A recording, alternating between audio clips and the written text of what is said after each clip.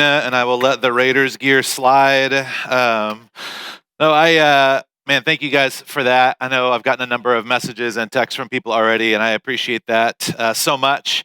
It is a great day to be together. It's the third week of Family Month, and I'm still trying to recover a bit from that worship set here. I know things are difficult sometimes to translate online, but there is something just so beautiful, whether it's the outdoor service or the indoor service, but being able to be together and to lock arms, metaphorically speaking, with people in our church community is just such an incredible gift.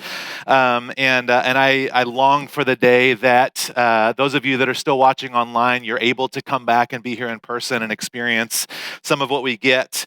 I'm so grateful for the team as well. They're just absolutely, the worship team is amazing. I can't stop sweating. Jeez, it was like 7 degrees in here this morning when I got here, and now it's got to be like a balmy 72. I don't know. You guys have known me long enough to know that I'm not a huge sports guy. I was ridiculed a few weeks ago for saying basketball goal instead of basketball hoop, which I still stand by my original statement. I have favorite teams, but I have favorite teams because I have favorite people. Like I support Angels baseball, obviously not because they're champions, but because my wife is an Angels fan. She's been a lifelong Angels baseball fan. I've got some great friends who have been huge Seahawks fans for years, even before it was cool to be a Seahawks fan. And because of my love for them, I've always really enjoyed Seahawks football. We lived in Des Moines, Iowa for a number of years, and there is nothing, there are no professional sports in Iowa, not a single one. It's all minor league, and they have the craziest things. It's the most entertaining sports you can go to, let me tell you. But we became fans of the Hawkeyes while we were there because of our deep love for friends that went to that school. So, I'm not a huge sports guy. I'm more of a artist, poet, if you will. But I've got to be honest, I was so thrilled when the Astros lost yesterday, as I think most of America was, even if you're not a huge sports fan. For those of you that don't know, and I had to double check some of these dates because, like I said, I don't have all of this stored in my head, but 2 years ago, 2017 season, I guess, maybe more than 2 years ago, the Astros ended up winning the World Series, but it came out that they had been cheating most of the season and part of the next season. And I don't really know anything about the Astros. I know very little about the sport of baseball. But there was this thing where it was like, man, that's terrible. Like they cheated and they won, and all of these other teams were not able to have a chance at showing their skill because another team did something, or players or individuals, I'm not going to get into the details of it, but they decided to do things in a way that wasn't okay. And then on top of that, the discipline that came down from the league seemed incredibly light. There were some fines, there were some penalties as far as not being able to play a certain number of games, things like that. But everybody kind of agreed that this doesn't necessarily feel like the discipline matches the mistake, the error, the wrongdoing. And so yesterday, as I was cooking food at some friend's house, which is my sport, personally cooking and then eating, it's like a whole day-long experience. The game was on, and it was just, man, I can't name a single player from the Tampa Bay Rays, but I love you guys. No, it was one of these things. And I think that it's not that the Astros aren't good. It's that because of decisions that they made, because of certain character choices or integrity choices that were made, it causes me to kind of root against them. It's not that I don't think that they are actually skilled players. It's not that I don't think that they actually deserve a chance to win on their own right. But there is this flaw, these decisions that were made. And even though there didn't seem to be much discipline about it, so many people are kind of happy for a version of crowd justice. Good, I'm glad that they lost. They deserve to lose because when they won, it wasn't fair. There's this sense of character and integrity that is deeply flawed in this story. We've all seen different times when individuals or teams have been propped up by their popularity or their performance, but the integrity didn't quite match what they needed to continue going. I can think of more than a few singers and musical artists that have catalogs of songs that are unbelievable. And then information comes out about choices that they made either in the past or even currently. And there's kind of this weird dissonance of how do I appreciate or enjoy what this person has created, knowing that there is this dissonance from who they are and the way that they live their lives.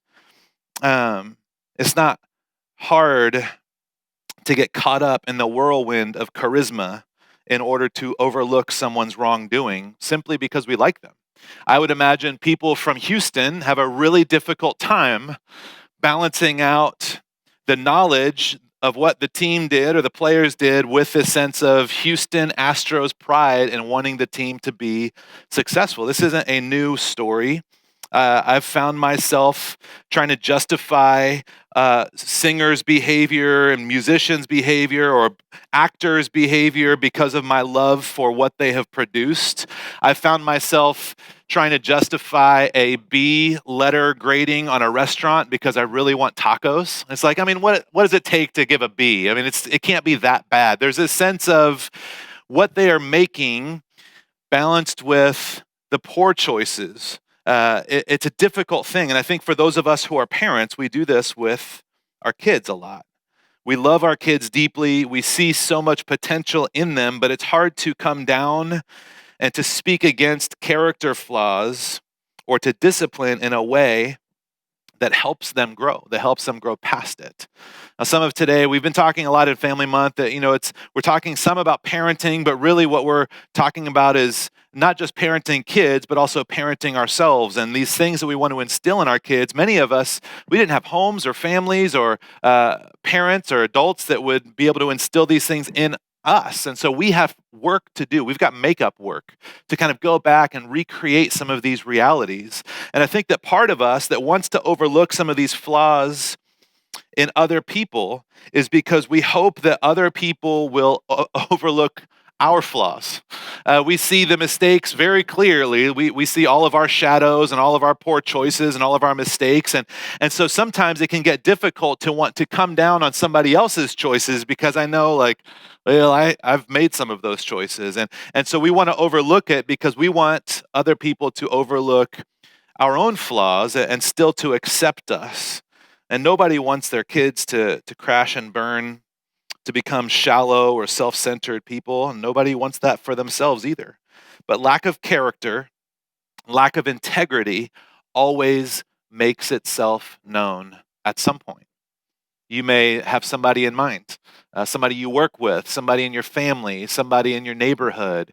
Maybe it's like I said, an actor or a singer or a athlete or a politician. And there is a sense that we know that a lack of character always ends up making itself known. The Bible has a lot to say about this. One of the verses I want to look at briefly is Proverbs 10, verse 9. The writer says, "Whoever walks in integrity walks securely, but he who makes his ways crooked will be found out." There's kind of this ominous vibe to this verse, this sense of it will be made known. The things that are done in the dark will eventually be brought into the light. A lack of integrity, we may be able to get to a certain distance or a certain amount of space forward, but at some point it always makes itself known. And here's the thing. I talked a little bit about this before we started our service, but today what we're talking about is this idea of discipline, which has got to be one of the least fun things to write or preach a sermon about. When we come to church and when we come to scriptures, and even for us in our own hearts and our minds, how many of you guys have decided, you know what? I want to do like a week-long Bible study or a month-long Bible. I'm going to take my small group through a Bible study that talks about discipline. That's not our favorite topic when it comes to our faith. It's like, you know what? Let's talk about grace. That's a good one. Let's talk about the blessings that God has promised to bestow upon us. Let's talk about all of these good things, these fun things, these things that we really appreciate. But none of us really long for discipline. None of us naturally want to choose discipline. And when it comes to disciplining ourselves or disciplining our kids, it is a difficult topic. And I don't speak of this as someone who has it figured out. I don't speak of this of someone who had it modeled well for him as a child. It was absolutely not modeled well for me. I still struggle with it in my own home with my kids. I struggle with it in regards to myself and recognizing what that looks like for me. And so, what I want to do today is I want to look at a story in the Old Testament. It's a scripture, it's a passage really about someone who really screwed up their kids. Because sometimes it just makes us feel a little bit better about ourselves to know that other people have done worse. That can't be a Christian thing to say, but that's just the real thing to say. So, what I want to do is I want to look at a story. It's about King David. You guys may know King David, one time shepherd who became a giant slayer. He was anointed to become king years and years, 17 years before the current king actually stepped down from the throne. King David stole another man's wife, and then to make it all okay, he had that man killed. King David wrote over half of the Psalms. This King David, who we recognize there are these amazing things, and then there are these tragic things. He made these poor choices. Not even poor, I mean, that's generous. He made terrible choices. And at the same time, God was able to call David a man after his own heart. And so there is something that is possible with making bad, broken, painful, wrong choices, having flaws and mistakes, and still being able to be redeemed. Well, King David had kids. One of his sons' names was Absalom. It's kind of a fun name to say. Let's all say it together. If you guys are watching online, let's say Absalom on 3. 1, 2, 3. Absalom. It's like, yeah, okay. I'm just going to keep going. But in 2 Samuel chapter 14, we kind of are introduced a little bit to Absalom. In verse 25, it says, and I'm going to read a lot. A lot of what we're going to be doing today is looking at this story. So there's going to be a lot of passages, and it's a crazy story that has a warning in it for all of us. It says, in all of Israel, there was not a man so highly praised for his handsome appearance as Absalom. From the top of his head to the sole of his foot, there was no blemish in him, which I really resonate with personally. Just kidding. It says in verse 26, whenever he cut the hair of his head, he used to cut his hair once a year because it was too heavy for him. He would weigh it, and its weight was 200 shekels by the royal standard. Which, I mean, that's the real standard right there. It's a little bit of a weird thing, but we'll get back to this. This man was beautiful. He was without blemish from the top of his head to the sole of his foot. It talks about just kind of how pleasing he was to look at. He was very healthy in regards to hair growth, had a ton of hair, and was super proud of his hair. He'd only cut it once a year. And everybody essentially really just thought highly of him in a lot of ways. He had a lot going for him. 2 Samuel chapter 15, a few verses later, verse 1, it says, in the course of time, Absalom provided himself with a chariot and horses with 50 men to run ahead of him. He would get up early and stand by the side of the road leading to the city gate. Now, before we go on, nobody would provide themselves with a chariot and horses and a garrison of 50 men. This was something that a king would have, and a king would essentially be given this. Absalom is the son of the king, and what he's doing is he's using his relationship, his dad's money, his power that he hasn't actually earned at this point, and he's saying, now it's time for me to have a chariot. Now it's time for me to have a group of 50 soldiers to run ahead of me. Absalom believes that he deserves these things, even though he hasn't actually earned them yet. A lot of other people throughout the story, it's a pretty epic tale, but a lot of other people see some of the character flaws, and they bring things up to David, but the king never wants to address it with his son. He kind of rationalizes it because Absalom he's my son. He'll be okay. He'll figure things out.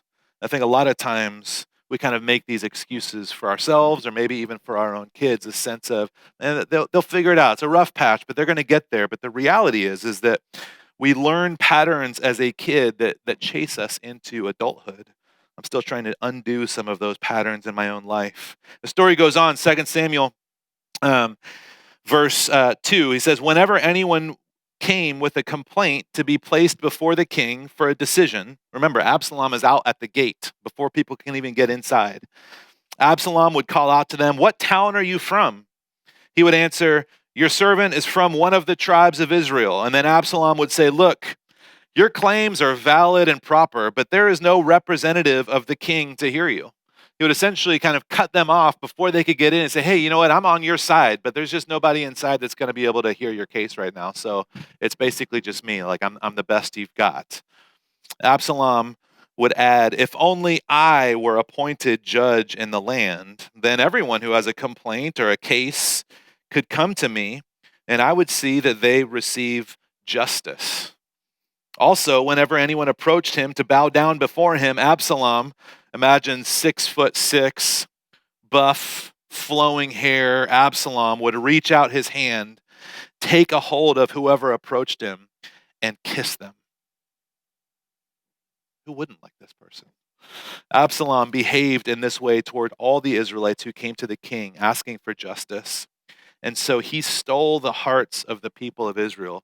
Absalom is this person that he didn't really have a right to what he was taking. He didn't actually have the authority to step into the position that he was stepping into.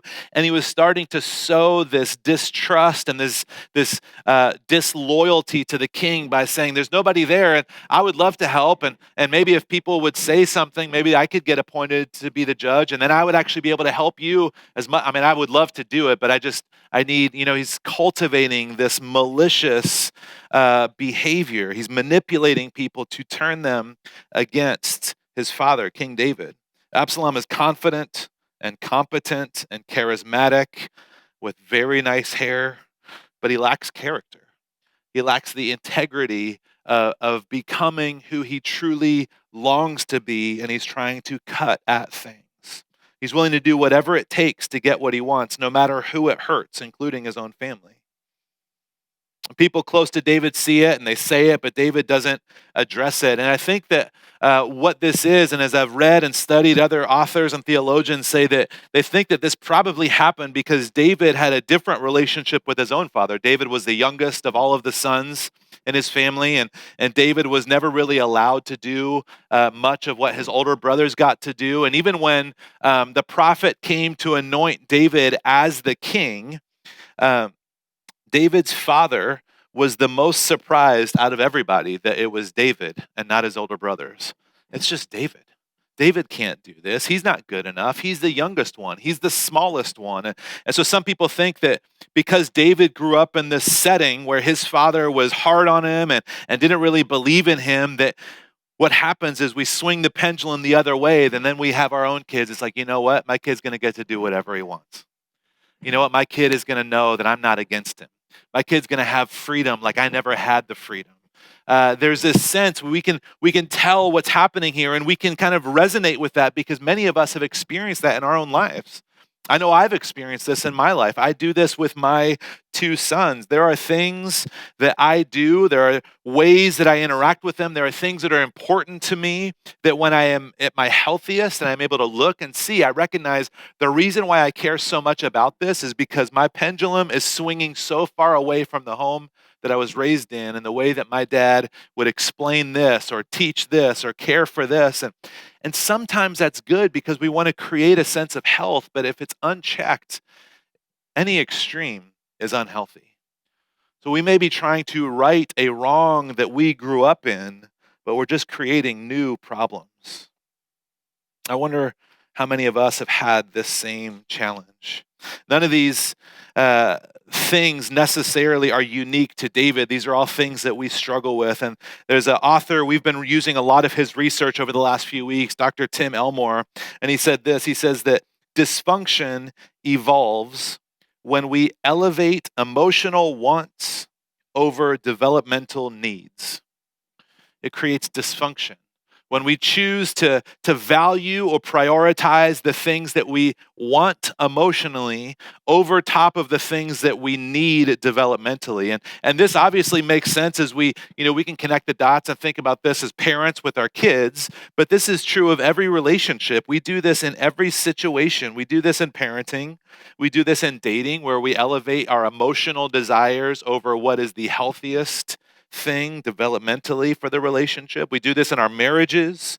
We do this in our adult families with our adult siblings. We take our emotional desires, whether it's the desire to be attached or whether it's the desire to disattach. That's not a word, but just roll with it. We take these things and we tend to lean in and we say, I'm going to choose the emotional desire over the developmental need, over what's actually healthiest in this relationship, what's actually healthiest for me. One of the New Testament writers puts it really clearly when she said this in Hebrews chapter 12. No discipline seems pleasant at the time, but painful.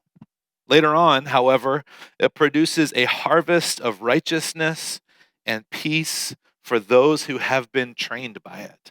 No discipline seems pleasant at the time, but painful. In the moment, it's not what anybody wants.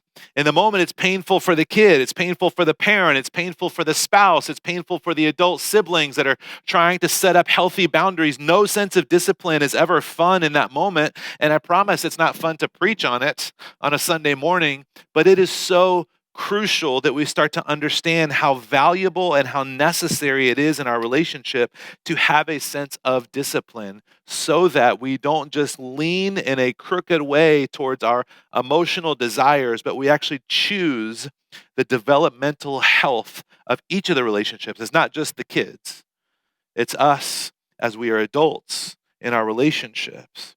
No discipline seems pleasant at the time. It's not fun to discipline your kids. Oftentimes it really is. I've learned this. My parents always used to say, this hurts me more than it hurts you. It's like, I don't think it does. This hurts a lot. But as a parent now, and I discipline in different ways, but it's hard. It is hard for me to discipline my kids because I see that there is a glimmer in their immediate response of feeling like I have betrayed them in some way, like I don't care about them or care for them or love them in some way. It could be no further from the truth. The discipline is there because of my love for them. It is painful, especially because half the time when I'm disciplining my kid, it's taking away something like screen time. And then I've got to entertain my kids. Just kidding. A little bit of a joke, if you can't tell on the internet. A little bit of a joke. Some truth as well, but a little bit of... It's obviously not enjoyable for the kids having to walk through the discipline. And again, this is not just for parents with kids. This is for all of us that are in relationships. And obviously, we don't discipline our spouse or we don't discipline our friends or our adult family members in the same way. But when it comes to this idea of how do we set up healthy boundaries and how do we cultivate character in our relationships, it is not fun to do that. And when you start to put boundaries in place, it almost always, and I would say 99.9% of the time, that person gets angry at us and feels betrayed or hurt, or they start to say things about us that are simply not true, because healthy boundaries and what we choose that is beneficial for our developmental needs as adults in our marriages and our family relationships, it almost always hurts in that moment. But there's a promise. It says later on, it will produce a harvest of righteousness and peace for those who have been trained by it. It helps us learn a new way to do things. It's uncomfortable, but if we stay the course and do what is good, even when it doesn't feel good, the reward is worth it on the other side. And unfortunately, if we don't, the consequences are often painful and destructive. They're painful in our marriages. It doesn't mean it'll fail, but is it going to have that sense of joy and peace and fullness that you long for? It's painful in our friendships. It doesn't mean that the friendship is going to crumble, but is it really the friendship that you long for? It's painful in our adult family relationships. It doesn't mean that we don't talk to them, but we get this sense that there's something cracked, that there's something missing. And when we lean into our immature excuses and lack of character, it creates a predictable path. We've seen it in people in our lives, and we get to look at it in Absalom's life too. I'm going to skim a little bit of this. I don't have all these verses on the screen because, like I said, it's a story that spans chapters. But we left off with the very attractive Absalom with all the flowing hair. I can't think of his name now, but I'm sure one of the ladies here could help me out. Who's the guy from Aquaman? Thank you, ladies. I don't know if you guys could hear that online. There's a chorus. Oh, Jason. Yeah, Jason Momoa. Yeah, I know. I know who you're talking about. I think I've heard his name before. But this is what we're picturing. This Absalom, there could not a flaw be found. Am I right? Can I get an amen? 2 Samuel chapter 14, Absalom is trying to get the attention of a man who works for his father. He sends somebody, he says, hey, bring him to me. I think his name is Joab, but I'm going to miss it. Yeah, he sends somebody, bring Joab to me, and Joab doesn't come. And so he sends another man, bring Joab to me, and Joab still doesn't come. And so Absalom says, okay, go light all of his fields on fire. So the man does what his leader tells him. He does what Absalom says. He lights all of his fields on fire. And then Joab comes and says, hey, why'd you light my fields on fire? And he doesn't even address it. He just immediately goes into this sense of his frustration with his dad. There's this deep sense of character flaw, of this sense of deserving, this idea that he can do whatever he wants and nobody can get upset. And he literally says that. He says, essentially, he says, I want you to explain to me why my father is doing this. And if you think I made a mistake, you let my father know and we'll see if anything happens. I mean, this deep sense of deserving something that he has not earned. It goes on in chapter 15, Absalom sends out all of these secret messengers throughout all the tribes of Israel to say, as soon as you hear the sound of the trumpets, then say Absalom is king in Hebron. And there were 200 men from Jerusalem that accompanied Absalom. He's traveling through town and he's trying to convince everybody that he is the rightful ruler, that he wants everybody to choose him over his father. He has 200 men traveling with him. They were invited as guests and they went along with him innocently, knowing nothing about the matter. They had no idea what his plans were. But all of a sudden, as Absalom rides into town with over 200 people alongside of him, and all of these trumpets start blaring out, Absalom is the king. All of a sudden, they start to realize, oh, we're being used. We're being used for something that is wrong, something that's unhealthy. There's another part of the story in chapter 16, which is incredibly brutal, but essentially Absalom decides at this time, kings and kingdoms, there was a lot of concubines and things like that. And there was this reality for him that he wanted to cause division between himself and his father, and he wanted to win the hearts over his people to get them on his side. And so he decides to make all these terrible choices with them, and his father never even came down on him about it. And then in chapter 18, verse 5, King David commanded Joab, Abishai, and Ittai, be gentle with the young man Absalom for my sake. They start to realize how much chaos and pain he was causing in the city, in the kingdom. And they realize they need to bring him in. They need to put an end to this. And David's last words as they go out are, be gentle with him for my sake. The words of a father. Please don't come down too hard on them. I get that they have caused pain, that they have caused people to die. I get that they have done terrible things in the temple. I get that they have been manipulating people against me and causing division. But please don't come down too hard on them. It's a painful story, a picture of the lack of discipline, character, of integrity. Ultimately, the child's self-centered behavior escalates. People ultimately lose respect for his father. People start to look at King David differently because he won't do anything about his crazy kid. The child wreaks havoc on everybody that is in his wake. Thousands of innocent people end up dying because a dad wouldn't confront his son about his character. And the lack of boundaries that the son has ultimately destroys him. In 2 Samuel chapter 18, this is the end of this portion of the story. It says, "Now Absalom happened to meet David's men." They were in a battle at this point. Absalom was riding his mule, and as the mule went under the thick branches of a large oak, Absalom's hair got caught in the tree. He was left hanging in midair while the mule he was riding kept on going. I mean, even the mule didn't respect him. There's this crazy poetic justice, if you will, of this value that he had on who he was and the way he looked and the perception, and that ultimately that was the thing that was his downfall. When one of the men saw what had happened, he told Joab, "I just saw Absalom hanging in an oak tree." Like, you can almost picture, like, we've been in a battle trying to resolve this, and he's just hanging in an oak tree by his hair. Joab said to the man who told him this, "What? You saw him? Why didn't you strike him to the ground right there? Then I would have given you 10 shekels of silver and a warrior's belt." But the man replied, "Even if 1,000 shekels were weighed out into my hands, I would not lay a hand on the king's son." In our hearing, the king commanded you and Abishai and Ittai, "Protect the young man for my sake. And if I had put my life in jeopardy and nothing is hidden from the king, you would have kept your distance from me." Joab said, "I am not going to wait like this for you." So he took 3 javelins in his hand and he plunged them into Absalom's heart while Absalom was still alive in the oak tree. And then 10 of Joab's armor bearers surrounded Absalom and struck him and killed him.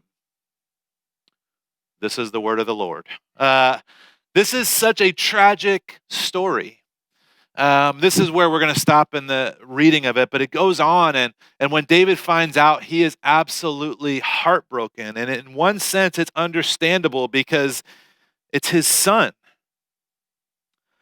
But ultimately what happens is that Joab comes in and he says, "David, King David," he takes all of the courage for him to do this. He says, "You are mourning the death of someone who has destroyed your kingdom. You are choosing his flaws over all of the people who will serve at your order, and it is devaluing everybody else." It is a tragic story. Nobody in the kingdom mourned the death of Absalom except for his father. The people that did mourn were mourning on behalf of David. The reality is, no matter how old people get, our kids are still our kids. Obviously, my kids aren't that old. But even as I look at my family, my adult family, doesn't matter how many years go by, it's still my family. There are still these things that I care deeply for them, and I allow certain things to exist, not because it's good, but because it feels easier in that way. We don't want harm to come to them. We don't want pain to come to them. So we start to have to ask ourselves, how do we build in discipline? How do we build in character and integrity into our kids? And then for those of us that are adults, how do we build this into ourselves? Because many of us, we haven't had this modeled for us. I heard one person say this phrase. They said, "We're not raising kids, we're raising adults." The things that we do now is forming who they will be later. And those who aren't held accountable end up not knowing how to hold themselves accountable. A lack of self-discipline leads to self-destruction. So Dr. Elmore, he had 7 practical ways to see if we are building in a sense of discipline and maturity into our kids, self-discipline, I should say. How are we building this in? So there's 7 things, and I'm going to put them all on one slide together at the same time because it's just a little bit easier that way. The first thing that he said is to see if your kids are able to keep long-term commitments. One key sign of maturity, he said, is the ability to delay gratification. They can commit to continue doing what is right even when they don't feel like it. I had this, my son was 4 years old on a soccer field, and he wanted to quit. And I said, "You get back out there." No, I was kidding. But I did. I said, "We're not going to quit. I know that it's not fun, but it's only been half of one practice. We're going to keep trying this." There's this sense of how do we continue doing the things we committed to? We understand this with our kids, but I got to say, how many of us as adults feel like these are easy things? Able to keep long-term commitments. The second one is they're unshaken by flattery or criticism. He said, as people mature, they sooner or later understand that nothing is as good as it seems and nothing is as bad as it seems. Mature people can receive compliments or criticism without letting it ruin them or sway them into a distorted view of themselves. The third one, they possess a spirit of humility. Humility parallels maturity, Dr. Elmore says. He says, humility isn't thinking less of yourself, it's thinking of yourself less. And mature people aren't consumed with drawing attention to themselves. The fourth one, he said, is that their decisions are based on character, not feelings. Mature people, whether students or adults, they live by values. They have principles that guide their decisions, and their character becomes the master over their emotions. The fifth one is that they express gratitude consistently. The sixth one is that they prioritize others before themselves. And the seventh one is that they seek wisdom before acting. He says a mature person is teachable. They don't presume they have all the answers. The wiser they get, the more they realize they need more wisdom. Now, I got to say, he talked about this in the idea of parenting. He talked about this in relation to kids. But again, these 7 things, man, I feel like I could use a lot more of some of them, a little more of others. When we talk about families, when we talk about parenting, when we talk about marriage, we're not actually talking about how to fix or change someone else. What we talk about is how to fix, how to heal, how to grow, how to develop our own character. Develop internally for us, because the best way to to raise great kids is to be a great adult. The best way to teach someone how to do something is by showing them how it's done. It's not just saying, do it. That's what we talked about a couple weeks ago. Not just saying, do what I say, not what I do, but it's actually living these things out. And so it's not that these 7 things are important for kids to understand. These 7 things are important for us to understand, because we recognize that we are also still broken, and that we are inviting God's Spirit to help transform our hearts and our minds to live a different way, to grow a different way, so that we can be healthy parents, so that we can recognize that no discipline is fun in the moment, but after a while, you will reap a harvest of righteousness if you live by its rule. We recognize that with our kids. We recognize that with the boundaries that we set up in our relationships and our dating and our marriage and with our families. We recognize these things, and we have to choose to grow in this direction. The greatest gift we can give our children is to be a healthy parent. The greatest gift that we can give our spouse is to be a healthy adult. The greatest gift we can give our communities is to be a healthy church. So we choose these things because it's God's desire for us to grow in these ways, but ultimately because we also recognize the impact that it has on the people that God has entrusted in our lives. Let's bow our heads and pray together.